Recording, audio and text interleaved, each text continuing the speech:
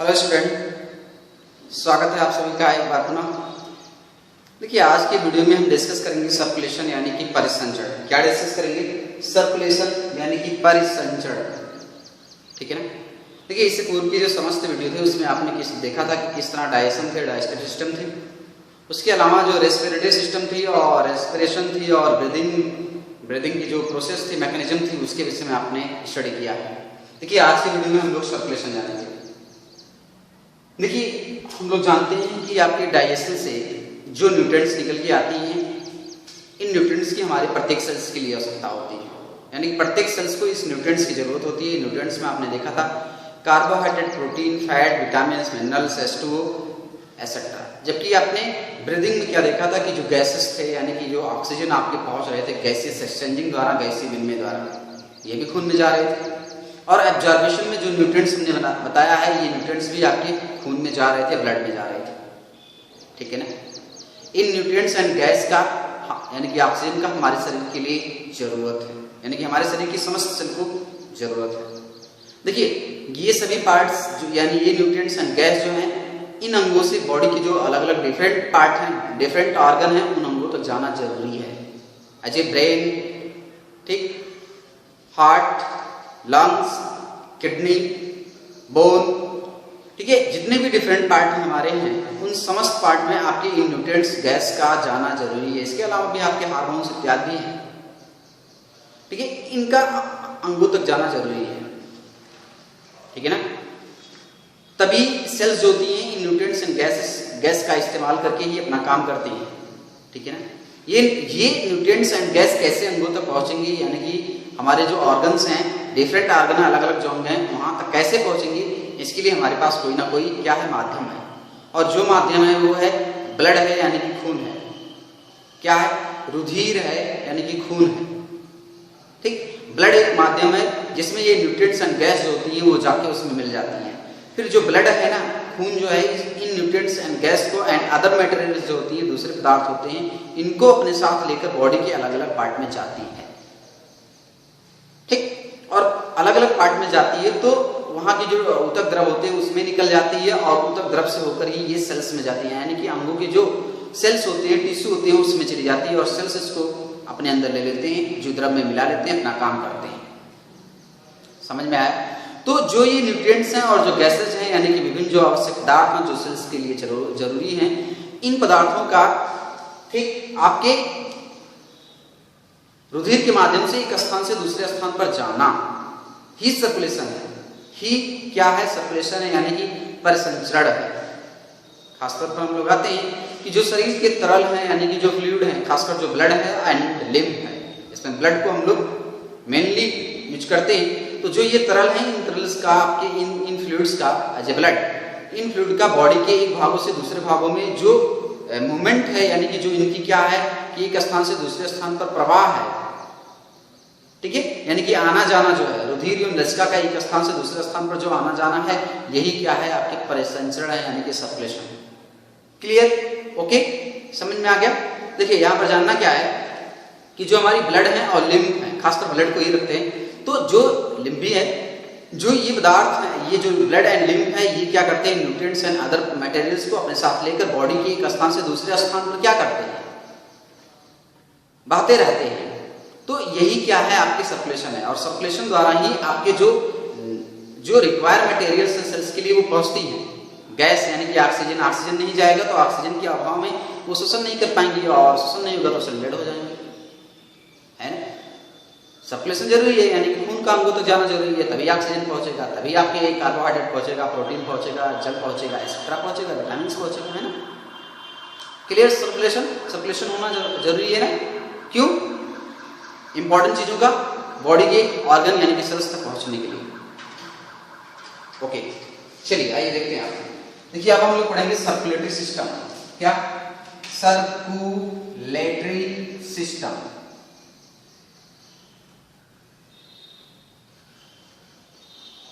परिसंचरण तंत्र।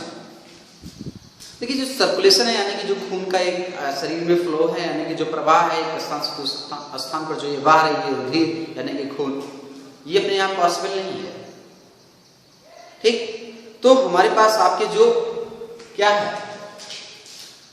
जो इस कार्यों में लगे हुए हैं यानी कि खून को विभिन्न अंगों में पहुंचाने के लिए, इन कार्यों में जितने भी आदमी समूह है ना मिले हुए हैं, लगे हुए हैं, वो आपके सर्कुलेटरी सिस्टम बनाते हैं। याद आया सभी को कि जो ब्लड को पंप करने के लिए, शरीर के विभिन्न भागों में पहुंचाने के लिए, फिर रिसीव करने के लिए, फिर पहुंचाने के लिए, इन कार्यों में जितने सब अंग लगे हुए हैं ना, वो सब मिलकर आपके क्या बनाते हैं, सर्कुलेटरी सिस्टम बनाते हैं, यानी कि परिसंचरण तंत्र बनाते हैं। ठीक है ना, सर्कुलेटरी सिस्टम बनाने का काम करते हैं। देखिए सर्कुलेटरी सिस्टम में आपको पढ़ना क्या है, फर्स्ट जो पढ़ना है इंपॉर्टेंट चीजें वो है आपकी हार्ट पढ़ना है, हृदय पढ़ना है। दूसरी जो पढ़ना है आपको ब्लड पढ़ना है। क्या पढ़ना है, ब्लड, हृदय, खून यानी कि रुधिर पढ़ना है, रक्त, और दूसरी जो भी ब्लड ट्यूब पढ़ना है यानी कि ब्लड वेसल्स पढ़ना है, रुधिर नलिकाएं पढ़ना है। ठीक है ना, इन तीनों को पढ़ना है। और लिम्फ भी पढ़ना है हम लोग। क्या पढ़ना है, लिम्फ भी पढ़ना है। चलिए आइए जानते हैं हम लोग हृदय के विषय में। किसमें, क्योंकि सर्कुलेटरी सिस्टम में जो मूल फंक्शन जो है वो हार्ट का ही है। किसका, हार्ट का है यानी कि हृदय का। पहले तो हम लोग जानते हैं कि हृदय शरीर में आखिर काम क्या करता है। मैंने सर्कुलेशन में बताया कि जो ब्लड है ये क्या है कि एक स्थान से दूसरे स्थान पर जाती है, ये अपने आप नहीं भाग पाएगी, यानी कि कोई ना कोई ऐसी मशीन है जो क्या करती है, इस रक्त को पंप करती है यानी कि फेंकती है। ठीक है ना, और फिर वो जो रक्त होता है यानी कि जो ब्लड होता है वो फ्लो करता हुआ, प्रवाह करता हुआ बॉडी के अंगों में पहुंचता है। समझ में आया। तो जो हार्ट में है, हमारे जो हृदय है, ये हृदय क्या काम करते हैं कि रुधिर को यानी कि जो खून है उस खून को एक नलियों यानी कि नली में पंप करते हैं। हमारी जो हृदय का मूल फंक्शन है यानी कि हृदय जो है, हार्ट जो है, इस हार्ट का मूल जो फंक्शन है कि ये खून को क्या करती है, जो खून की नलिकाएं होती हैं उस नलिकाओं में खून को पंप करती है। फिर उन नलिकाओं द्वारा क्या है, धीरे धीरे ये खून जो होती है वो इन नलिकाओं से होते हुए बॉडी के विभिन्न जो पार्ट है उन विभिन्न पार्ट में जाती है। ठीक, विभिन्न पार्ट तक जब जाती है तो खून से जो आवश्यक चीजें होती हैं निकल के आपकी चली जाती हैं टिश्यूज के पास, और जो अनावश्यक चीजें होती हैं टिश्यूज की वो खून में आ जाती हैं, और फिर उस ट्यूब से वो खून होकर आपके फिर ब्लड ट्यूब से खून होकर आपकी हृदय में आ जाता है। यही काम हमारे हृदय का। समझ में आया, हृदय का क्या काम है। हृदय का काम है खून को ब्लड ट्यूब में पंप करना यानी कि रुधिर नलिकाओं में, खून की पाइपों में खून को पंप करना। पंप करेगा तो ब्लड ट्यूब यानी कि बहुत सारी नलिकाएं हमारे शरीर में, बहुत लंबी लंबी क्या है कि नलिकाएं हैं। ठीक, कई नलिकाएं हैं जो ये क्या करती हैं, खून को लेकर अंगों तक चली जाती हैं। फिर अंगों तक खून जाता है तो वहां उस खून से आपके इंपॉर्टेंट चीजें जो होती हैं वो निकल के ऊतक में चली जाती हैं। फिर ऊतक की जो वेस्ट मटेरियल्स होती है, carbon dioxide, nitrogenous materials etcetera जो होती हैं वो आपके खून में आ जाती है। खून इसको लेकर फिर से कहां चली जाती है, हृदय में चली जाती है। यही काम होता है आपकी क्या, किसका काम होता है, हमारे हार्ट का होता है यानी कि हृदय का होता है। समझ में आया सभी को। चलिए अब हम लोग आगे बढ़ते हैं। आगे हृदय कहाँ पाया जाता है। देखिए हमारे जो ये सीने वाले भाग हैं यानी कि वक्ष का जो भाग होता है, इसके अंदर अगर आप देखेंगे तो यहाँ पर एक हड्डी हम लोगों की पाई जाती है जिसे हम लोग स्टर्नम कहते हैं। क्या कहते हैं, स्टर्नम कहते हैं। इसी हड्डी की जस्ट नीचे इस हड्डी जो पाई जाती है, आप देखते हैं यहाँ तक आई हुई है, जो ये हड्डी है इस हड्डी के जस्ट नीचे यानी कि स्टर्नम के नीचे आपके ये हृदय पाया जाता है। इसके अलावा आपने देखा था कि हमारे जो लंग्स होते हैं यानी कि जो फेफड़े होते हैं, क्या होते हैं, फेफड़े होते हैं। उन फेफड़ों के बीच में भी क्या होता है, आपकी लंग्स स्थित होता है। ध्यान देना कि जो ये दोनों लंग्स होते हैं, इस लंग्स के बीच में आपकी क्या है, ऐसी हृदय होती है। और इसके जस्ट नीचे आपकी क्या होती है, ये डायाफ्राम होती है। बाबू क्या होती है, ये डायाफ्राम होती है। और इस डायाफ्राम के ऊपर आपकी क्या होता है, जो हार्ट है हम लोगों की यानी कि हृदय है, वो हृदय स्थित होता है। समझ में आया, लोकेशन मालूम हो गया, स्थिति मालूम हो गया सभी को, कहाँ पाए जाते हैं। ओके, सभी को मालूम हो गया। चलिए हृदय मालूम हो गया कहाँ पर स्थित होते हैं, ठीक है ना। आगे बढ़ते हैं हम लोग। देखिए जो ये हृदय हमने बताया है, लोकेशन तो क्लियर हो गया सभी को, लोकेशन में डाउट नहीं है, नहीं होना चाहिए। अब हम जाते हैं इसकी शेप जान लेते हैं। क्या हृदय की शेप क्या होती है, हृदय की जो शेप है यानी कि जो बनावट है वो कैसी होती है। देखिए हृदय जो है ना, वो हृदय हमारी एक बंद मुट्ठी के आकार की संरचना होती है। कैसे होती है? बंद मुट्ठी के आकार की संरचना होती है। हृदय की बनावट और कैसी होती है? बंद मुट्ठी के आकार की हृदय की बनावट होती है। ठीक है। और अगर हम लोग साइज की बात करते हैं, इसकी साइज की बात करते हैं, तो साइज में हम लोग 60 में आप पूरी दे रहे 12/9/6। क्या? 12/9/6 यानी कि हृदय की जो साइज है यानी कि उसकी जो माप है 12 सेंटीमीटर क्या होती है? 12 सेंटीमीटर हृदय जो होती है वो लंबी होगी, 9 सेंटीमीटर क्या होगी? चौड़ी होगी, और 6 सेंटीमीटर जो होगी वो थिक होगी यानी कि मोटी होगी। समझ में आया? 12 सेंटीमीटर लंबी, 9 सेंटीमीटर चौड़ी, 6 सेंटीमीटर हृदय मोटी होगी। क्लियर? चलिए ये क्लियर हो गया, शेप मालूम हो गया, साइज मालूम हो गया। ठीक है, लोकेशन भी आपको पता चल गया, ये भी पता चल गया। अब हम लोग जानते हैं कि जो हमारी हृदय है ना, वो हृदय एक क्या है? पल्स टाइल ऑर्गन है, यानी कि स्पंदनशील अंग है। क्या है? स्पंदित अंग है, यानी कि बार बार वो क्या करती है? सिकुड़ती है, फैलती है, सिकुड़ती है, फैलती है, यानी कि वो संकुचित होती है फिर फैलती है। ठीक, यानी कि संकुचित मतलब सिकुड़ना और शिथिल मतलब उसका फैल जाना, ही क्या कहलाता है? हृदय। इन दोनों प्रक्रियाओं के फलस्वरूप हृदय इसमें आता है, ब्लड इसमें आता है, और फिर ब्लड जो है वो हृदय से बाहर निकलता है। ठीक, आइए जानते हैं जो हृदय है, ये हृदय क्या है? हृदय में एक स्पेशल सेल्स पाए जाते हैं जिसे हम लोग कार्डियक सेल्स कहते हैं। क्या? कार्डियक टिश्यू दिखा सकते हैं। कार्डियक टिश्यू पाई जाती है, यानी कि हृदय पेशियां पाई जाती है। 9th में आपने पढ़ा हुआ है, यानी कि हृदय पेशियां जो होती हैं बहुत मजबूत पेशियां होती हैं। ठीक, इन पेशियों में ऐसी क्षमता होती है कि बिना थके जीवन पर्यंत जब तक जान होती है तब तक ये क्या है? बिना थके निरंतर क्या है कि काम करती रहती है, क्योंकि इसके पास माइटोकॉन्ड्रिया अच्छी मात्रा में होती है। इस कारण इसमें ऊर्जा लगातार बनती जाती है। अगर ऊर्जा सेल्स को मिलता रहेगा तो वो कंटिन्यू काम करती रहेंगी। ठीक है ना? ऐसा में जैसे कि फैन है, फैन दुरुस्त है और उसमें इलेक्ट्रिक करंट आता रहेगा तो फैन कंटिन्यू काम करती रहेंगे। सेम ऐसे ही अगर हम लोग पढ़ते हैं एक्सटर्नल स्ट्रक्चर। क्या पढ़ते हैं भैया? एक्सटर्नल स्ट्रक्चर किसकी? हृदय की हम लोग क्या पढ़ रहे हैं? External structure. ठीक, बाह्य संरचना हम लोग पढ़ेंगे। आपको हेडिंग बनाना होगा एक्सटर्नल स्ट्रक्चर ऑफ हार्ट। जो हमने बताया इसमें हृदय में वो भी लिखना है। अब हम लोग देखते हैं कि हृदय जो है, हृदय हमारी बंद मुट्ठी के आकार की संरचना होती है, और इस हृदय में 4 चैम्बर होते हैं। कितने? 4 चैम्बर होते हैं। देखिए ऐसे हम लोग बना सकते हैं, ये हृदय है, इस हृदय में 4 चैम्बर होते हैं। 1 चैम्बर, 2 चैम्बर, 3 चैम्बर, 4 चैम्बर। समझ में आ गया? हृदय में 4 कमरे होते हैं। ठीक, कितने चैम्बर? 4 चैम्बर। हृदय में क्या? 4 चैम्बर होते हैं, यानी कि 4 बेस में होते हैं। हिंदी में कहते हैं बेस मतलब कमरे होते हैं। देखिए 4 चैम्बर, 1 2 3 4। इसी तरह हृदय में यहाँ पर देखते हैं, ये हृदय की आंतरिक संरचना है। बाह्य संरचनाओं के विषय में आप बुक से उसको अध्ययन कर सकते हैं। ठीक है, देखिए हृदय जो है ये 4 चैम्बर, आपके 4 कमरे, 4 खाली जगह मिल रहा है। एक ये और एक ये और ये, 2 यहाँ यानी कि 4। ठीक, 4 चैम्बर में क्या होते हैं? 2 आपके आलिंद होते हैं, 2 आलिंद होते हैं। तो ये आलिंद, ये दोनों क्या होते हैं? आलिंद होते हैं, और ये दोनों जो होते हैं वो आपके नीले होते हैं। 4 चैम्बर में आपके 2 चैम्बर जो होते हैं वो आरिकल्स होते हैं। क्या होते हैं? आरिकल होते हैं। एंड 2 चैम्बर जो होते हैं वो वेंट्रिकल होते हैं, यानी कि नीले होते हैं। 2 चैम्बर वेंट्रिकल यानी नीले, और 2 चैम्बर जो है वो आरिकल। ठीक, आरिकल जो होते हैं ये चौड़े भाग में पाए जाते हैं, जिसे हम लोग बेस कहते हैं, और वेंट्रिकल जो होते हैं संकरे भाग में, यानी कि जो नुकीला भाग ये दिख रहा है इसमें पाए जाते हैं। ठीक है ना? देखिए जो ये 4 चैम्बर है, जो इधर वाला चैम्बर आपको दिख रहा है, ये क्या है?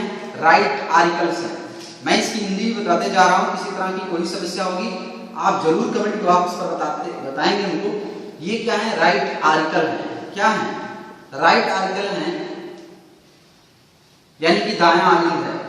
ठीक, ये क्या है? राइट आरिकल है, यानी कि दायां आलिंद है। ठीक, ऐसे में ये क्या है? आपके लेफ्ट, क्या है?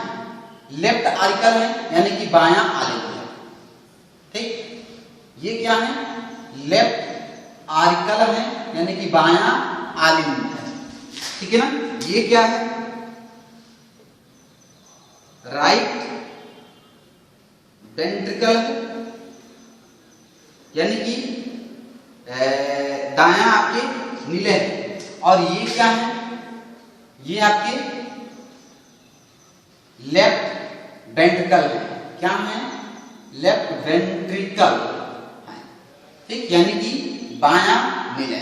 समझ में आ गया। तो ये 4 चेंबर हृदय में पाए जाते हैं, याद रखना। 4 चेंबर हृदय में पाए जाते हैं, 2 आपके आलिंद और 2 नीले। देखिए आलिंद और नीले जो होते हैं हृदय को देखते हैं तो एक सल्कस होती है, एक कह सकते हैं पट होती है, उस पट द्वारा आपके दोनों यानी कि आलिंद और नीले अलग होते हैं, जिसे हम लोग कोरोनरी सल्कस कहते हैं। क्या कहते हैं, कोरोनरी सल्कस कहते हैं, याद रखना है, कोरोनरी सल्कस कहते हैं, ठीक है ना। अब देखते हैं हम लोग 4 चैम्बर मालूम हो गया, ठीक है। अब हृदय जो है ना, हृदय की जो दीवार होती है, बाहर की जो दीवार होती है, इससे हम लोग एक दीवार पाई जाती है हृदय के चारों ओर, जिसे हम लोग पेरिकार्डियम, पेरिकार्डियम क्या कहते हैं, पेरिकार्डियम। भैया पेरी मतलब चारों ओर, और कार्डियम कार्डियक सेल से कार्डियक टिश्यू है, यानी कि जो ये कार्डियक टिश्यू है हृदय की, इसके चारों ओर जो मेम्ब्रेन पाई जाती है, आवरण पाई जाती है हृदय के चारों ओर, उसे हम लोग पेरिकार्डियम कहते हैं। समझ में आया। 2 लेयर हमको मिल जाएंगे ऊपरी, इसमें आपकी एक होती है पैराइटल पेरिकार्डियम और दूसरी होती है विसरल, ठीक। आप जानते हैं कि जो 4 चैम्बर है, इस 4 चैम्बर्स में आपके खून आते हैं, ब्लड जो है उस ब्लड आते हैं। 2 चैम्बर जो है, ठीक, उस 2 चैम्बर्स में आपके क्या है, इधर वाले दोनों जो चैम्बर्स हैं, यानी कि ये दोनों क्या हैं, राइट वाले हैं, ठीक है ना। और इधर के दोनों चैम्बर क्या है, लेफ्ट, यानी कि लेफ्ट आरिकल है ये, और ये राइट आरिकल है। ये क्या है, राइट वेंट्रिकल है भैया, और ये क्या है, लेफ्ट वेंट्रिकल है, ठीक।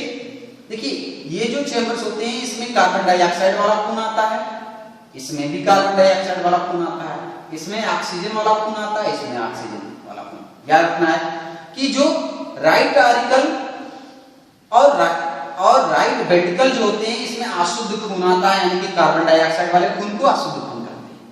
लेफ्ट आरिकल एंड वेंट्रिकल में ऑक्सीजन वाला खून आता है, ऑक्सीजन वाले खून को हम लोग शुद्ध खून कहते हैं, यानी कि ऑक्सीजनेटेड ब्लड कहते हैं। समझ में आ गया। देखिए जो राइट आरिकल होता है ना, अब यहाँ आते हैं कि जो ये राइट आरिकल है, क्या है, ये राइट आरिकल है, ठीक, और ये लेफ्ट आरिकल है, ठीक है ना। ये राइट वेंट्रिकल है और ये लेफ्ट वेंट्रिकल है। समझ में आ गया सभी को। दायां आलिंद, बायां आलिंद, दायां नीले, बायां नीले।